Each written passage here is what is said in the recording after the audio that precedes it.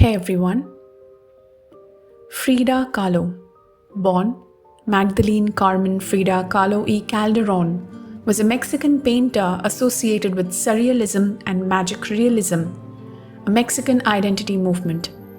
Kahlo is known for her works, self-portraits, intimate subject matter, and exploration of Mexican culture and colonialism.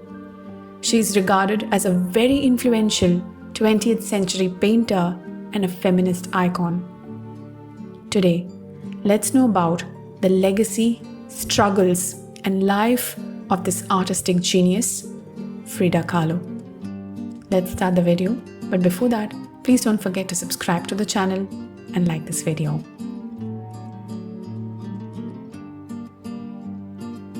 Kahlo was politically active all her life. She was a student at the National Preparatory School and a member of the Cachucas, an organization associated with Marxism which introduced her to socialism. In the year 1920s, she joined the Young Communist League. She became increasingly political during this period, attending communist rallies and secret meetings. When she met her husband Diego Rivera, he was also a communist. However, the two left the Communist Party in 1929 amidst Rivera's strained relationship with the party and eventual expulsion from it. That same year, Rivera and Kahlo secured communist revolutionary Leon Trotsky's political asylum in Mexico, allowing him to live in Kahlo's childhood home, now known as La Casa Azul. In the year 1948, Kahlo rejoined the Communist Party. She taught students about Marxism in the Ministry of Public Education School of Painting and Sculpture. Her paintings also grew increasingly political, and in 1954, despite her ailing health, she attended a communist protest with Rivera. However, the demonstration proved taxing to her physical health and she died not long afterwards. Kahlo was no stranger to pain and suffering. At the age 6, she contracted polio, which yielded permanent damage to her leg and caused a limp. In the year 1925, she was involved in an accident in which a streetcar rammed into the wooden bus she was riding. Kahlo suffered chronic pain after sustaining numerous body fractures. Her pelvis was crushed and a metal pole penetrated her womb, displacing 3 of her vertebrae. After the accident, Kahlo was unable to walk for 3 months and was left disabled for the rest of her life. She was also unable to bear children and underwent several subsequent operations to try and correct the damage from the bus accident, but none were successful.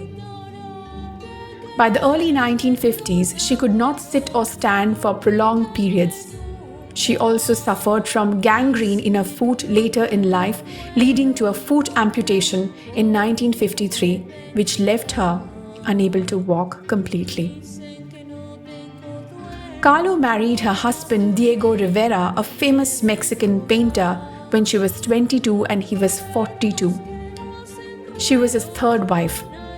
While they remained married until the end of Kahlo's life, she and Rivera both engaged in multiple extramarital affairs throughout their time together. They divorced and remarried in 1940 because of Rivera's affair with Kahlo's sister Cristina, which deeply wounded her and sent her into a depressive episode.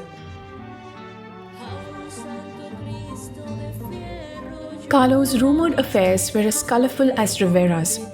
She had a near-decade-long affair with photographer Nicholas Murray after meeting him in Mexico. She also had an emotionally wrought love affair with sculptor Isamu Noguchi, which was thwarted by Rivera's jealousy when he threatened Noguchi with a gun. Additionally, she began an affair with Leon Trotsky after he and his wife were granted political asylum in Mexico in 1936. After Trotsky's assassination in 1940, she moved to New York and began an affair with art dealer Heinz Berggruen. Not all of Kahlo's notable affairs were with men. One of her most well-known rumored affairs were with nightclub performer Josephine Baker, whom she supposedly met in a nightclub in Paris in the year 1939. While there is photo evidence of them together in 1952, there is no concrete evidence of an affair. She was also said to have had affairs with photographer Tina Modotti, painter Georgia O'Keeffe, actresses Dolores Del Rio, Paula Goddard, and Maria Felix, and singer Chavela Vargas. Her painting entitled Two Nudes in a Forest in the year 1939 also alludes to her attraction to women. Kahlo was defiant of expected gender roles at the time, refusing to be held back because she was a woman, often borrowing her father's books to intellectually enrich herself as an independent woman and political activist. She also experimented with gender expression by occasionally wearing men's clothes and adopting a masculine posture. Kahlo's first solo exhibition was not until 1953, 1 year before her death. She was 46. However, posthumously, she is regarded in the modern art world as a trailblazer for feminism for the LGBTQ+ community and people with disabilities. Her work has also been associated with the Mexican Revolution and the Latin American interwar period. While it is known to encompass all of these things, Kahlo's work has also been regarded for its deeply personal subject matter. Its refusal to shy away from intimate themes such as miscarriage, health, infidelity, loss, and self-image makes it highly relatable. This public exposure and relatability has resulted in a near-celebrity status known as the Frida mania. There was also a biographical drama about Kahlo's life released in the year 2002 entitled Frida, starring Salma Hayek, further increasing Kahlo's public exposure and notoriety in contemporary society. Following her movie and Frida mania, Frida Kahlo's legacy has continued to influence pop culture and fashion. Her iconic look is celebrated as a shining example of natural beauty and a rejection of contemporary beauty standards, and a signature unibrow is a common touchpoint in pop culture. Contemporary art and culture continue to resonate with Frida Kahlo's life, artistic vision, and activism. She boldly explored concepts like identity, political beliefs, and personal struggle in a way that set her apart from convention in art and society.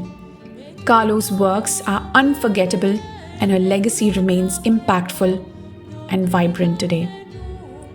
Well, that's it for today.